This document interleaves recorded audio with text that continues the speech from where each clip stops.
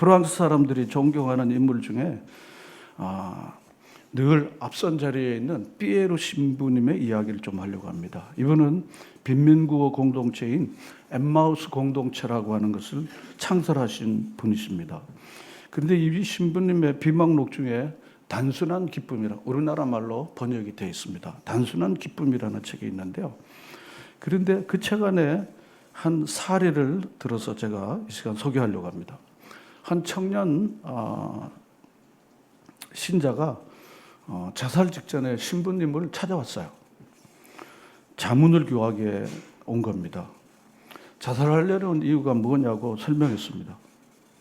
자기 자신이 가정에 문제 있습니다. 경제적으로 많이 파탄됐습니다. 사회적 지위도 굉장히 어렵게 됐습니다. 지금 상황으로 나는 지금 죽을 수밖에 없게 됐습니다. 그래서 신부님의 이야기를 다 듣고 나서 깊은 동정과 안타까움을 가지고 충분히 자살할 여유가 있구만요. 일이 그렇게 되었으면 살 수 없겠죠. 자살해야 되겠습니다. 이 참 곤란합니다. 그렇게 할 수 있을까? 죽지 말아야죠. 막 이렇게 얘기할 수 있잖아요. 그리고는 그런데 죽기 전에 날 좀 도와주시오. 그리고 죽으시라고 이렇게 이야기가 됐습니다. 그러니까 이분은 어차피 죽을 건데 죽기 전에 신부님이 필요하다면 제가 얼마간 신부님을 제가 돕도록 하겠습니다. 또 신부님이 하는 일이 너무 중요하고 선한이고 좋은 일인 줄 알았기 때문에 그렇게 하겠다. 이거 좀 하고 내가 죽겠다. 이제 이렇게 생각을 하게 됐습니다. 그리고는 집 없는 사람, 불쌍한 사람들을 위해서 집을 짓는 그 신부님이 하는 일을 곁에서 계속해서 많이 돕게 됩니다. 그런데 얼마 후에 이 죽으려고 했던 이 사람이 신부님에게 고해성사를 하듯이 이렇게 이야기를 했습니다. 신부님께서는 내게 돈을 주었든지 살 수 있는 집을 지었든지 이렇게 베풀었다면 나는 다시 자살을 했을 것입니다. 그러나 신부님은 내게 아무것도 주지 않았습니다. 그리고 오히려 도움을 요청했습니다. 그래서 신부님과 같이 내가 일을 하면서 섬기면서 이제 살아야 할 이유를 충분히 제가 알게 됐습니다. 이제 나는 어떻게 하는 것이 행복이라는 것을 저는 알게 되었습니다. 라는 말을 했다고 합니다. 철학자 쇼펜하우어는 행복론이라는 책을 썼습니다. 그런데 이 쇼펜하우어는 인간의 행복에는 4가지 중요한 요소가 있다고 합니다. 올려주시고요. 첫 번째로는 명랑한 정서가 있어야 된다. 둘째로는 뭐가 있어야 된다고? 건강. 세 번째는 뭡니까? 정서적 평온이 있어야 된다. 넷째로는 뭡니까? 약간의 예부 재산이 필요하다 그랬습니다. 저는 특별히 이 정서적 평온에 대해서 잠깐 제가 말씀드리려고 합니다. 사람이 정서적으로 평안하지 않으면요, 삶이 계속해서 업다운 됩니다. 이게 정서적으로 평안한 게 참 좋습니다. 물론 좋으면 웃고 조금 서운하면 섭섭하면 화나고 이게 인간이 가지고 있는 희노애락의 감정입니다. 그러나 이 정서적인 안정감, 이 이모셔널 이 스테빌리티가 약하면요, 계속해서 올라갔다 내려갔다 아침에도 점심에도 저녁에도 자꾸 이렇게 왔다 갔다 하면 사람이 어떻게 정처가 없게 됩니다. 그 진정한 행복은요, 명랑한 정서뿐 아니라 건강한 몸도 있어야 되지만 정서적 평온이 매우 중요합니다. 늘 뭡니까? 안정감을 가지고 있다는 거죠. 시종유의라고 늘 이 사람은 늘 그저 안정하다. 조금 나아져도 조금 못해져도 늘 안정감을 가지고 지낸다. 우리 교회는 이런 정서적 평온에 있는 분들이 많이 있습니다. 많이 있습니다. 그래서 늘 교회가 평온합니다. 그리고 약간의 외부 자산이 필요합니다. 이 자산이 없으면 우리가 살기가 굉장히 어렵지 않습니까? 자, 그런데 이 자산의 문제에 대해서 오늘 제가 좀 말씀드리면요. 먼저는 첫 번째는 당연히 필요한 재산이, 이게 일용할 양식입니다. 사람이 일용할 양식이 없으면요, 도둑질을 하게 돼요. 거짓말을 하게 되고 좀 사람이 형편없어지게 됩니다. 일용할 양식이 꼭 필요하죠. 두 번째는 뭐가 필요한가 하면 여유 있는 재산이 필요합니다. 그래야 남에게 뭘 베풀 수 있잖아요. 주고 싶을 때 주고 또한 쓰고 싶을 때 쓸 수 있는 그런 여유. 바로 우리가 열심히 일하고 공부하는 목적들 중에 하나가 아마 이것일 수가 있습니다. 혼자 잘 먹고 잘 살려고 열심히 벌고 그러는 분들이 많이 없습니다. 그냥 어떻게든지 좀 해서 좀 내가 가난한 시절을 보냈는데, 내가 힘든 시절을 보냈는데, 내가 좀 열심히 일해서 여유가 좀 생기는 대로 좀 나눠주고 이렇게 할 마음이 우리에게 다 있습니다. 근데 세 번째로는 뭔가 하면요, 불필요한 재산이 있는 거야. 오늘 본문에 나오는 바로 이 어리석은 부자는요, 바로 이 불필요한 재산가 너무 많은 거야. 열심히 일했습니다. 그의 소출이 예상보다 엄청 많았습니다. 그러니까 미처 그 곡식을 이렇게 저장할 수 있는 창고가 준비가 안 된 거예요. 그러니까 창고를 지어야 됩니다. 그리고 거기다가 다 보관을 해야 될 정도로, 그래서 상당히 재산이 갑자기 이렇게 불어나게 된 것입니다. 사실은 이 불필요한 재산은요, 사람을 그렇게 행복하게 만드는 것이 아닐 수 있다는 것을 이 본문은 우리에게 말해주는 거예요. 만약 이 사람이 가난했더라면요, 병들었더라면 예수님께 나와서 구원을 받았을지도 몰라요. 이 사람이 부자이기 때문에 예수님께 겸손하게 나올 필요가 없어요. 부자이기 때문에 오히려 어리석어졌습니다. 예수님께서 이 사람을 뭐라고 그랬습니까? 어리석은 자요. 그랬습니다. 어리석은 자라. 세상 사람들이 보는 것하고는 예수님이 보는 눈은 다르죠. 그렇죠? 어리석은 자라. 세상에는요, 아주 성공한 기업가요. 성공한 바로 농업 기업가입니다. 성공했습니다. 그렇잖아요. 그렇지만 예수님께서는 뭐라 그러는가 하면요, 어리석은 자요. 그랬습니다. 이 어리석다는 말이 근사한 말이죠. 이 바보야 이런 겁니다. 이 바보야 그런 것입니다. 영어로 폴리시 그러는데, 이 폴리시라는 거는요, 약간 비꼬는 이야기입니다. 야, 이 바보야 이러는 겁니다. 이게. 그럼 왜 이 사람은요, 이 사람은 열심히 일해갖고 그리고 굉장히 많은 수입을 얻었는데도 불구하고 왜 예수님께로부터 어리석은 자라는 말을 이렇게 듣게 되는 것입니까? 본문의 말씀을 우리가 살펴보면요, 15절을 다 같이 읽어보겠습니다. 시작. 그들에게 이르되 삼가 모든 탐심을 물리치라. 사람의 생명이 그 소유에 넉넉한 데 있자. 사람들은요, 소유가 넉넉하면 사람들은요, 굉장히 자기 생명, 자기 행복이 엄청 비례적으로 늘어갈 것이라고 생각하는데요, 우리가 그런 경험을 하지 못했음에도 불구하고 그건 아니라는 것을 우리 주변의 삶을 통해서 아는 거야. 소유가 많아지면 우리는 굉장히 행복해질 거라고 생각해요. 영어말로 더 모아 더 베터입니다. 더 많이 가지면은 넌 굉장히 행복해질 거야라고 생각하고 많은 소유 중심으로 우리가 사는 겁니다. 그런데 그 많은 소유가 우리를 그렇게 행복하게 하지 않는다는 것을 이 본문은 우리에게 말해주는 것입니다. 그런데 이 사람은요, 탐심이 자기 삶을 완전히 덮은 사람입니다. 탐심이 갖는 위험성에 대해서 말씀드릴게요. 첫 번째로. 다 같이 읽겠습니다. 시작. 우리 이기심을 돋우는 것입니다. 자, 본문 말씀을 보면요, 우리 16절에 한 부자가 그 밭에 소출이 풍성하니까, 그 다음에 17절에 심중에 생각, 마음속으로 이렇게 생각한 거야. 마음속에, 심중에 이렇게 생각한 거야. 내가 곡식을 쌓아둘 것이 없으니 어찌할까? 내가 어떻게 하리요? 내 곡간을 헐고 크게 짓고 내 모든 곡식을, 물건을 거기에 쌓아두리라. 또 내가 내 영혼에게. 지금 우리말 성경에 내라고 하는 것이 6번 나오는데요, 다른 NIV나 다른 성경에 보면 훨씬 더 언어에는 더 많습니다. 그러니까 이 사람에게는요, 탐심이 자기 자신을 압도하기 때문에 자기 이기심이 자기 자신을 굉장히 이렇게 강화시키는 데만 쓰는 거예요. 강화시키는 겁니다. 자, 두 번째로 가겠습니다. 다 같이 읽겠습니다. 시작.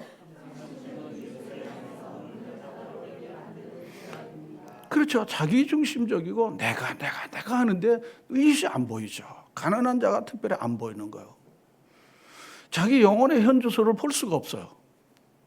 사람은 아무래도 자기 영혼을 볼 수가 없어요. 주님 만나고 주님의 은혜를 주어지지 않으면 자기 영혼을 볼 수가 없어요. 자기의 궁극적 미래가 어떻게 될지에 대하여 이 탐심이 자기 이기심을 누르고, 그리고 이웃을 향하여 철저히 문을 닫아버리기 때문에 보여지질 않습니다. 이게 보여지질 않습니다. 오로지 관심은 뭡니까? 나에게 있는 것입니다. 나에게 있습니다. 자, 그래서 그 다음에 뭔가 하면요.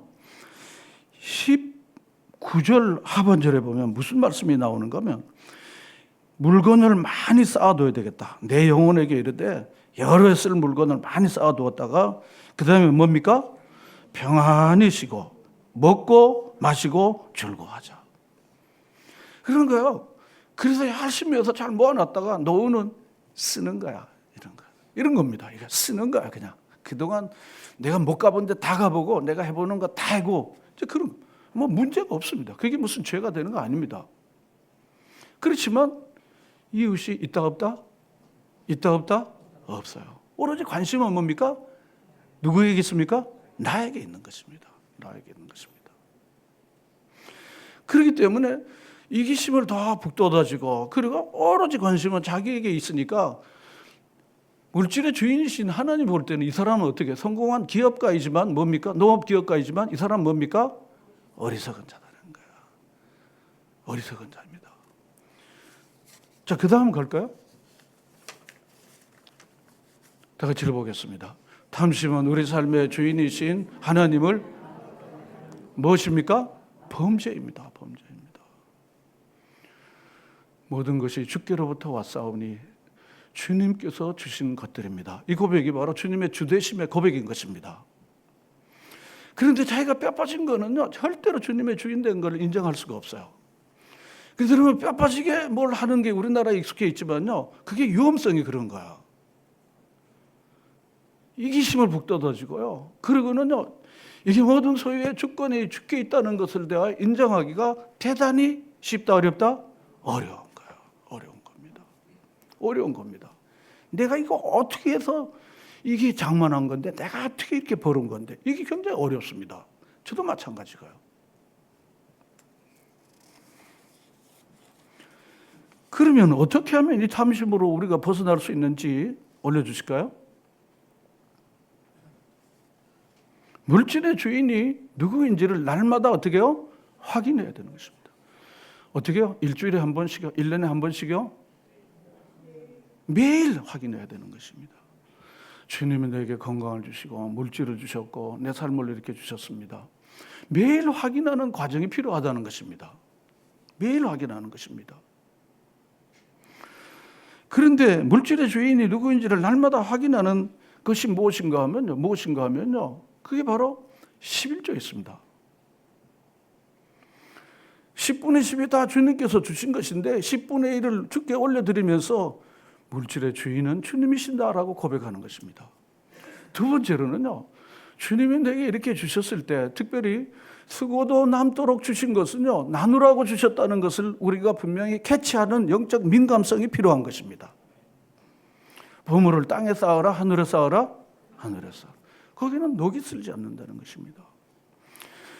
이 나눔의 습관을 갖는 사람들은요, 이게 물질이라는 것은 다 흘러가는 것이다. 이게 흘러가는 것이지, 이게 쌓아놓으면은 이게 곰팡이가 쓴단 말이죠. 그리고 쌓아놓다가 더 부리려고 그러다가 다 잃어버리는 이솝이와 같은 일이 일어나는 거예요.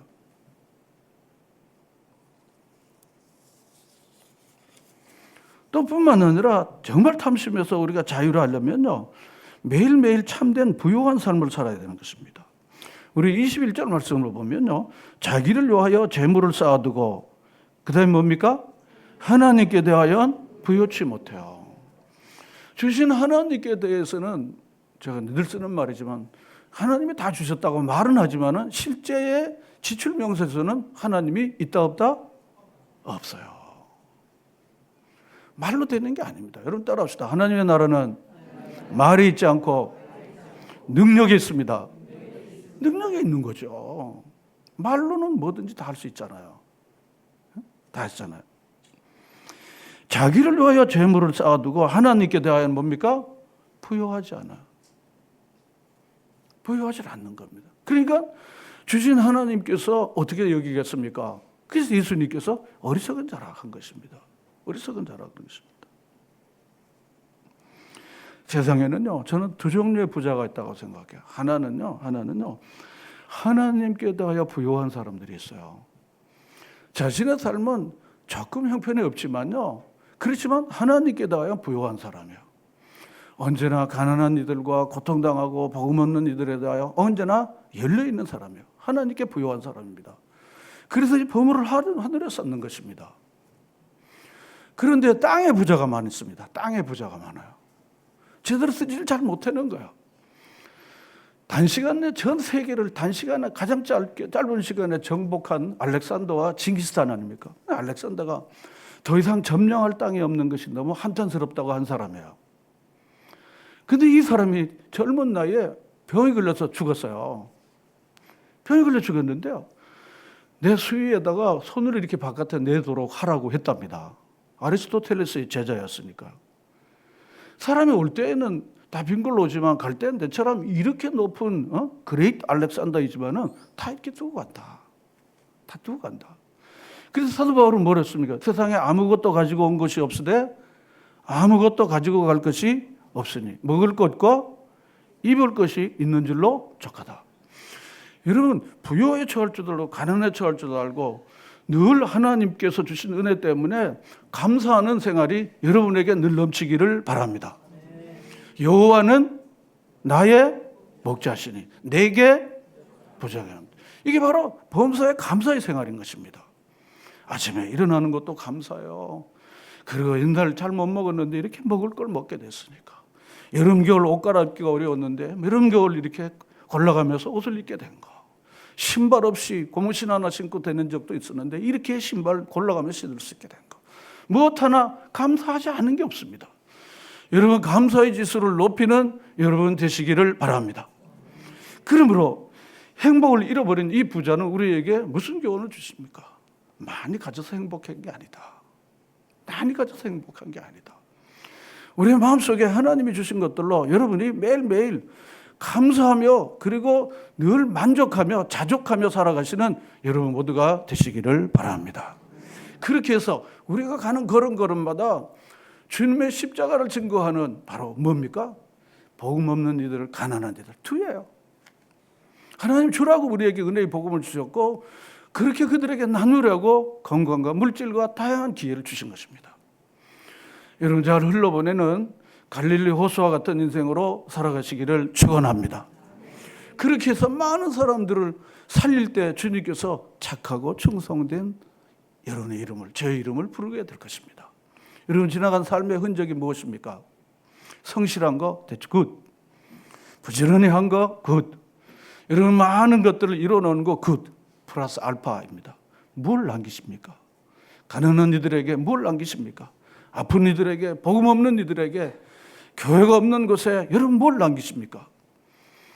오늘 이 말씀을 들으면서 아름다운 유산들을 많이 남기시는 여러분 모두가 되시기를 주의 이름으로 축원합니다.